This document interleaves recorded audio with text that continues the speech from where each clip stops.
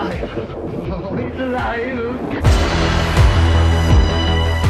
It's alive. It's alive. It's alive.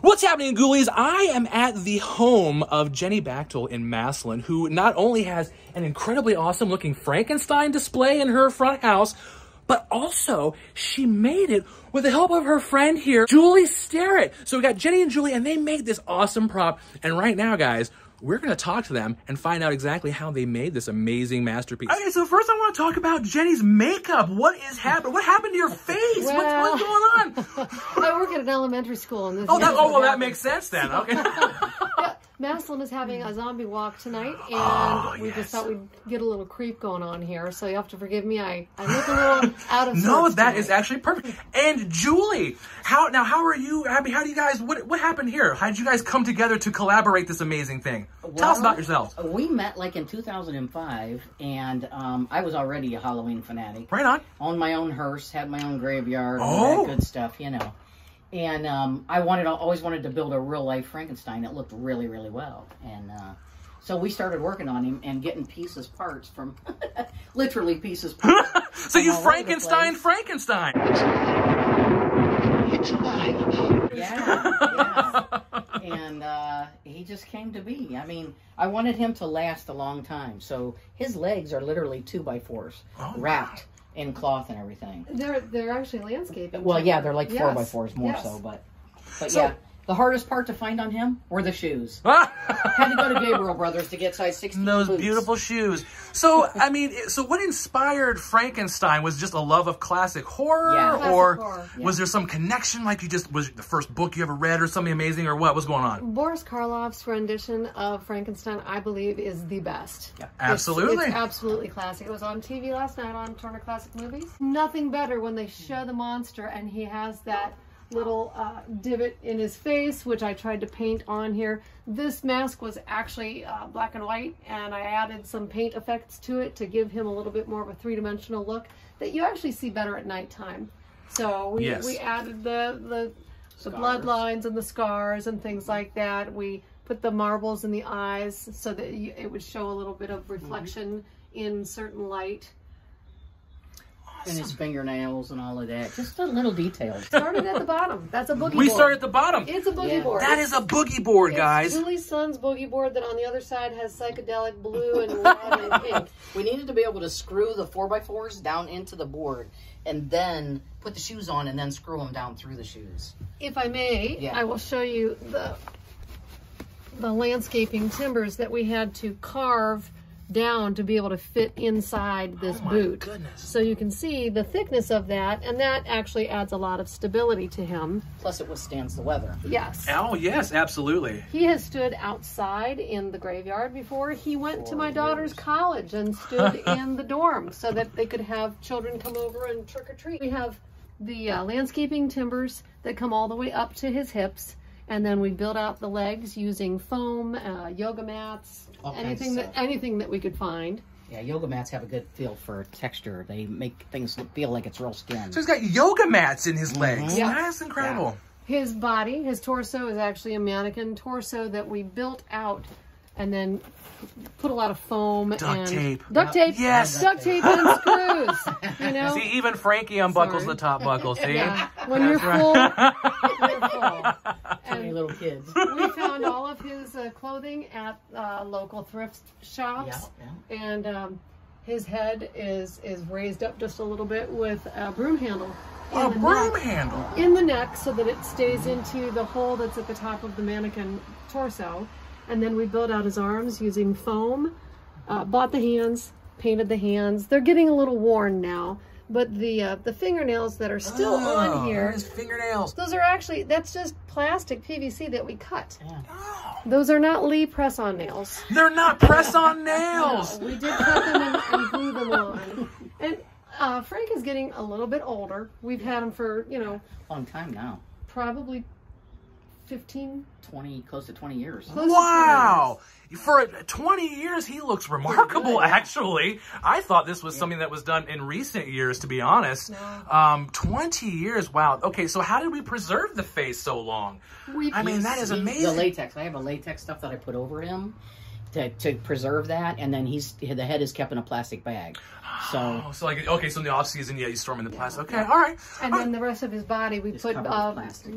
bags over him and put him in the basement. And then a few years ago, when I brought him over here to my house, I decided to put a faux stone wall behind him. And this wall is actually made out of the 2-inch thick insulation tiles, the pink insulation tiles that you can get at your local hardware store. Julie has a heat knife that I use to cut these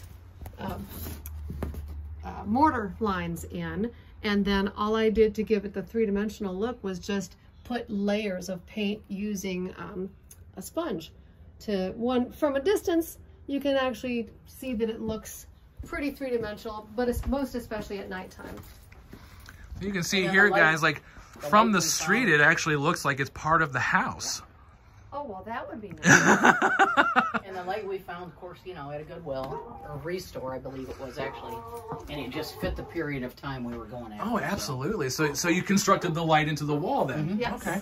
Yes, I had to wire that behind there, and there's an armature that comes up from the base. You can't see all this stuff from behind the scenes. Right. But it gives a kind of a creepy glow. And my neighbor, who is a really sweet little 3-year-old boy, he likes to come over every day when this is lit, and he goes, "Hi, Frank," and then walks away. He loves Frankenstein. Oh, who doesn't love Frankenstein? Now, you painted this face yourself, or is this like a mask that you bought? It is a mask that I got, and then it did not have any color or detail on it, so I painted the shadows and the lips and the everything to give it a 3-dimensional look from a distance. Right. When you get too close to any mask, you can see imperfections. Well, sure, yes, absolutely. But we had to add a few details on there. But you know what, guys? You can see here, I'm right close to this thing, and even at this close range, I think this mask looks really incredible, even compared to the official Universal Studios design. And yeah, for a 20-year-old mask that has been altered and has been outside and in weather, that is, I mean, it's incredible how well it looks. And yeah, we're definitely going to come back at nighttime to show you guys some nighttime footage of Frankie here, because, I mean, this guy is insane. And handmade, I mean, from boogie board to with a little bit of some 4x4s for legs. Spanish moss and duct tape, because duct tape has to be involved. Now, do you guys have any other like current props that you're making, or is this like a one standoff thing that you did? Or? I have a bunch of them, but I keep them in the basement. We made a ton. We made the mummy. We made the Boris Karloff mummy. I have the Headless Horseman. The Headless Horseman. Yeah. A spooky old lady that we made out of a skeleton and like a detached head with like an old black lace. We've done the usuals. Michael Myers. I have Freddy. Those also. Oh my lord! Oh, Frankie's our favorite. The Scarecrow. Oh, the Scarecrow. We actually won a contest where we used a tree root for the body, and we attached it to a broom handle, and we were scrapping once, and we were by the railroad tracks, and we found a bunch of old metal, and we put that across the tree root, and then I took a skull head, opened up the mouth, put some black behind it, and then I used paper mache to make what looks like half of a pumpkin head going like that's that. cool. So you see half as a skull and half as a pumpkin head. Awesome! And he looks really creepy. At this amazing piece of work, you guys, this is a handmade Halloween prop right here of Frankenstein, the original Frankenstein monster from way back in the black and white movie days for all of you guys out there. This was not store-bought or ordered offline. It was made right here in Massillon, Ohio by 4 hands. Right here they are.